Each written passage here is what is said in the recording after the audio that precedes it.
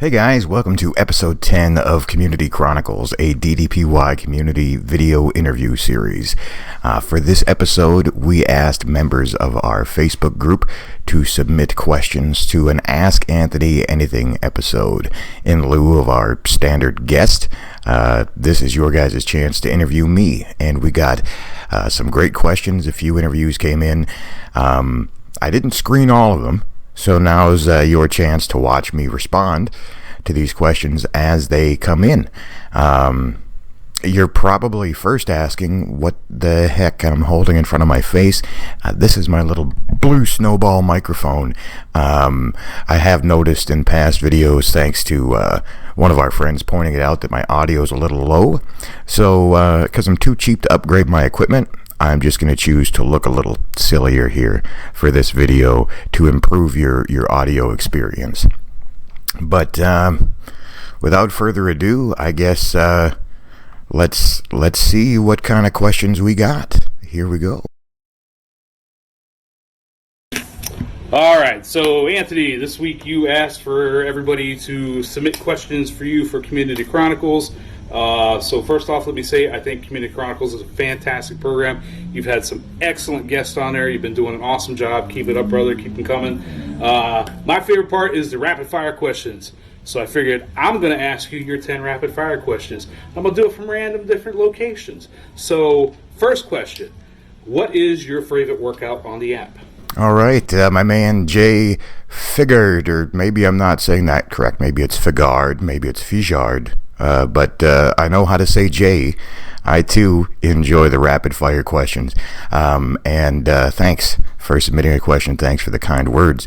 My favorite workout on the app would probably be, it sounds boring, but it's NXT warm-up, because I do it pretty much every day. I need that little bit of extra warm-up, that extra motion, a little more time to loosen up before a real workout. Hey, Anthony. So, question from Aaron. You're scared right now, aren't ya? Uh-huh. I actually want to know what your most terrifying move was. Anytime you'd come up against this in a workout or something that you really struggled with, what was that one that you saw the move coming up and you were filled with a little bit of dread? She uses the past tense, like I'm not still terrified of these moves. While I'm getting better, I would say there's probably two. One move that scares me is a can opener, because my legs just don't bend that way. And another would be Road Warrior 3. It kind of gets in my head every single time. It's not that hard once I get up there, but the launch, for some reason, just messes with my mind. Thanks, Aaron. Hey, Anthony. Got a fitness question for you. What made you choose DDPY over a different exercise program? Well, first of all, thanks for the question, Sarah. What made me choose DDPY over a different exercise program? I don't really know. I guess I've always been a wrestling nerd, and I'm a podcast fan, so I've heard about DDPY for years. And I've always been kind of skeptical of subscription exercise programs. But what finally pushed me over the edge was seeing just reel after reel of DDP's cameos, because he's constantly promoting his stuff, as he should. And it got to the point where I'd heard it so many times, particularly through Jim Cornette's podcast, that it just kind of got stuck in my own head. So when it was time to pick something, it was the first one that came to mind, gave it a shot, liked it, and have been doing it ever since. So, question number 2. What is one move that you struggled with starting out that you are now the most proud of that you can do? There's my man Jay again. Nice twisting lunge, by the way. If you can't hear that when Jay's asking what's a move that I struggled with that I'm now proud of being able to do, I would say catcher. I know catchers, right? Catchers suck, but I actually love and look forward to catchers because it helps open me up. I went from not being able to hardly get my hand on the ground to now I can get both forearms pretty much all the way to the mat. So, yeah, catcher's the answer there. Sorry, Ryan Nichols. Good morning, Anthony. It's Rob Ramsey here. Listen, what I'd like to know from most people is what their biggest challenge or hurdle has been in this journey, whether it's physical or the nutrition or the mental aspect. What do most people think about what their biggest hurdle is? Talk to you later, hard-ass mofo. Well, thanks, Rob, a fellow hard-ass mofo, of what's the biggest challenge in this whole process, right? Is it physical? Is it mental? Is it the nutrition? I think the mental and the nutrition go hand in hand. Myself and everybody that I've talked to, not one of them has said that the physical part has been the hardest part, because that's easy to adjust. There's modifications. You can work harder, or you can work a little easier. You can pick more challenging stuff, or you can pick easier stuff to do. The mental is definitely the hardest part, and it shifts every week. It's a different kind of mental challenge. So yeah, the mental part of this is definitely the hardest, whether that be body dysmorphia or getting the eating right or celebrating progress rather than comparing yourself to others. The mental part is always the hardest part. Hey again, I have one more question for you. What is your favorite vacation spot? Sarah, again, my favorite vacation spot is the Smoky Mountains of Tennessee, but the one I spend the most time at is Lake of the Woods on the Canadian border in northern Minnesota. Ask Anthony anything? You know you gave that question to the wrong bunch. But I'm going to say, what is your top 3 favorite country songs? Specifically country, because I do know you like some country. Yes, you do. All right, Chastity Sincavage sure knows my taste in music definitely runs the country, and to pick my 3 favorites, that's damn near impossible. So I'll pick the 3 that come to mind first, and that would be, off the top of my head, Kiss an Angel Good Morning by Charlie Pride, Hard to Be Humble by Mac Davis, and Navajo Rug by Jerry Jeff Walker, which is a deep cut. That's more of just a childhood sentimental song. But yeah, check that one out if you ever get the chance. And I'm curious to know, also, your top 3 favorite Tanya Tucker songs, particularly. Tanya Tucker is bae, so that's also hard to just pick 3 Tanya Tucker songs. The first one that's going to jump to everybody's mind is, of course, Delta Dawn. And then the second one, probably a little girly for most people, but Strong Enough to Bend is a good one. For the third one, I'll just throw out Lizzie and the Rain Man. I like that one. And one everybody should check out is off her newer album. It's called Bring My Flowers Now. And that one will also give you some feels if you've got somebody older in your life that maybe you don't spend as much time with as you should. Check that song out if you want to get a little chill in your spine. Thanks, Chaz. I bet no one else here is going to ask that question. But I know you can bake on me to ask it. See ya, pal. Hey Anthony, it's Curtis, and I'm here to give you a quick rapid-fire question round. So here we go. How is your anti-smoking campaign going? Ooh, Mr. Curtis Hughes coming right out firing. Let's keep this light. How is my anti-smoking campaign going? To be clear, I'm not campaigning against smoking for all. You do what you want to do. But I made a vow to quit smoking back in May. It is now October. And in that time, I've learned a handful of ways to not quit smoking. I didn't smoke today. I didn't smoke yesterday. I think I try not to count the days. It's been right around a week since my last one. But I've had a lot of stumbling blocks there. But I'm going to keep effing going. What's your favorite fashion trend? My favorite fashion trend? Cheap t-shirts and fanny packs. What's your favorite musical decade? My favorite musical decade would be the 70s. Are you a morning shower or evening shower type of guy? I'm definitely a morning shower guy. Do you have a lucky charm? My lucky charm is my autism awareness bracelet. Do you prefer push-ups or pull-ups? Push-ups and pull-ups both suck. I would have a slight preference for push-ups. What's your go-to to make someone smile when they're down? My go-to to make someone smile when they're down is to offer to take my shirt off for them. What's your go-to breakfast? Go-to breakfast, 3 eggs fried. And what's your least favorite season? My least favorite season is the start of the school year. I live in a college town, and I hate college kids. I hope one or all of these get answered. Have a wonderful day, sir. Thank you, Curtis. So you and I talked about reading. What's your favorite book? Miss Artie Eichelman, one of my favorite guests so far. My favorite book is called There Will Be Blood by Joe Abercrombie. It's part of the First Law trilogy. If you're a fantasy fan, epic fantasy similar to George R.R. Martin, check out some Joe Abercrombie books. We also talked about food that's kryptonite. And I'm not going to ask you what food's yours because I'm not going to steal your question, but what's your favorite pizza? Yeah. Brand, place, toppings. Come on, let us know how you feel about pizza. My favorite pizza.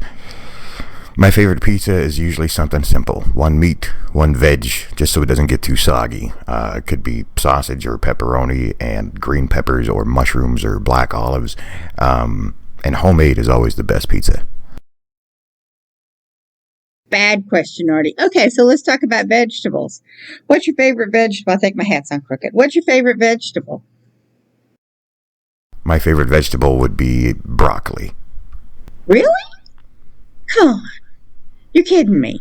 Come on, tell me a little bit more about it, okay? More about broccoli? I prefer it cooked, roasted or steamed. When was the last time you changed the oil in your car? About 2 months ago. Isn't it about time you change it again? What do you think? You might want to ask your mechanic. I'll ask him, but I'm pretty sure I'm okay. Last but not least, at the potato farm, do y'all ever play 1 potato, 2 potato, 3 potato, 4? Asking for a friend. Bang! Man, if you don't love Artie Eichelman, I don't even want to know you. On the potato farm, do we ever play 1 potato, 2 potato? No. Tell me one thing more before I go. Tell me how am I supposed to live without you? Do we dignify that with a response? Brian F. Jones, bless your heart. So, the missus and I are about to take an 11-hour road trip to Myrtle Beach here in a couple weeks. So, for question number 3, what are your top 3 must-have road trip soundtrack songs? My man Jay again, my top 3 road trip soundtrack songs. Now, a lot of the times when I'm road tripping, I'm by myself, so it would vary whether I'm by myself or with my family.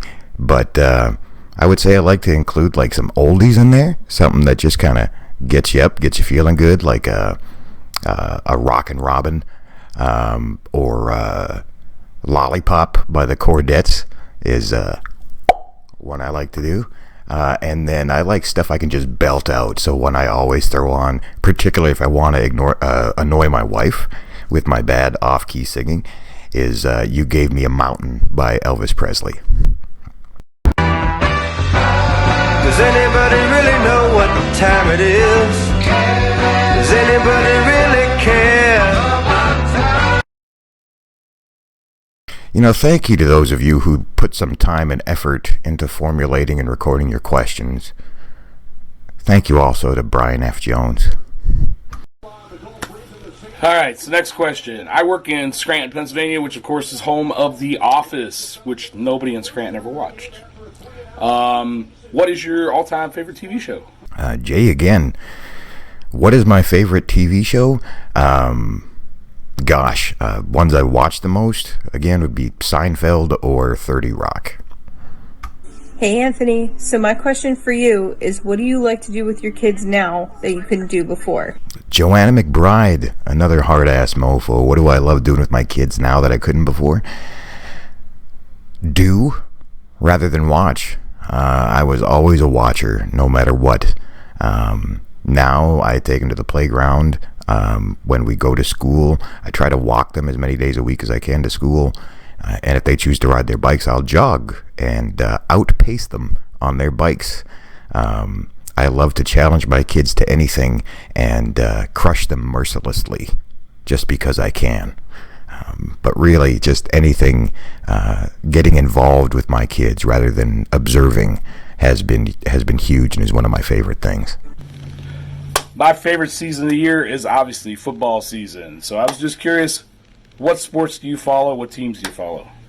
Man, Jay, if it weren't for you, this episode would be like 3 minutes long. So thanks for another question. The only sport I really follow is NFL football, and my team, just by proximity, is the Minnesota Vikings. It's been more of a hate relationship over the past few years. Hi, Anthony. My question for you is, what's your favorite part of being a hard-ass mofo? That's all. Have a good day. My girl Lisa, another hard-ass mofo. What's my favorite part of being a hard-ass mofo? It's probably hearing all of these, like, people in their 50s and 60s refer to themselves as hard-ass mofos. If you don't know what that is, it's just an accountability group with some really kick-ass people who are serious about doing the effing work. But yeah, Lisa's one of them. Definitely the definition of a hard-ass mofo.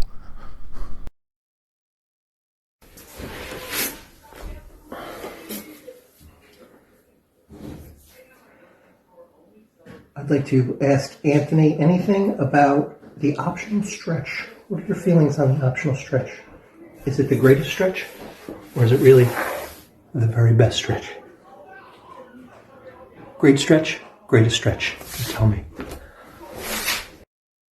I'm leaving this in there, Mark. Optional stretch. The answer to every question should be optional stretch. It is the best stretch and my bane at the same time. I do not look forward to it.